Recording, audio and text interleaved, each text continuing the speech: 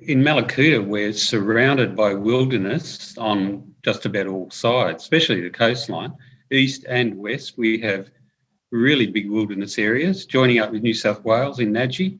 And Gabo Island is just off the coast, about 20 k's east of here, right where the border is. So it's a real wilderness area.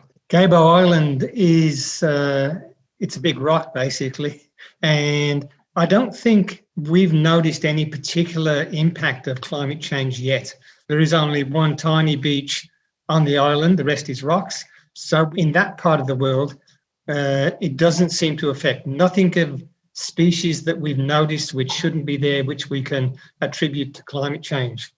Gabo was first inhabited in the very early 1800s, so there have been lots and lots of things brought in, like blackberry, kikuyu, the mirror bush, etc. So if we can get some control over them, we'll be helping the rest of the mainland as well. We've had results on lots of different things, not just the weeding. We've done flora surveys out there as well. We've increased the list of flora species on the island. One in particular, a little ground orchid, which has never been found in Victoria, was found on the island a few years ago by Martin. And going back to the weeding, of course, which was the main motivation, we've started with the mirror bush, which is a New Zealand plant. It's been there for a long time, growing in deep fissures in the granite rocks. And that's our main target species at the moment, is the mirror bush. In addition, we've mapped one of the vulnerable species on the island, the dwarf Cyaria.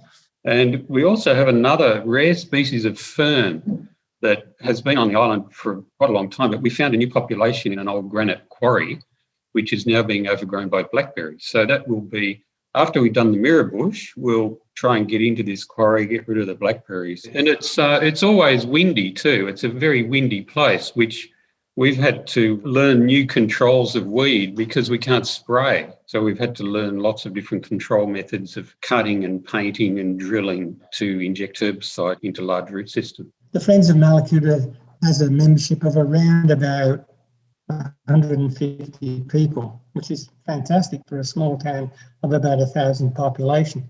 We have 8 places for people to go to the island. We run 3 trips a year, and each trip is about 6 days. But we have more people who want to go than we have spots. So from a volunteer perspective, that's terrific. We'll have to see where we go from there, but certainly more survey work to inform parks management plan.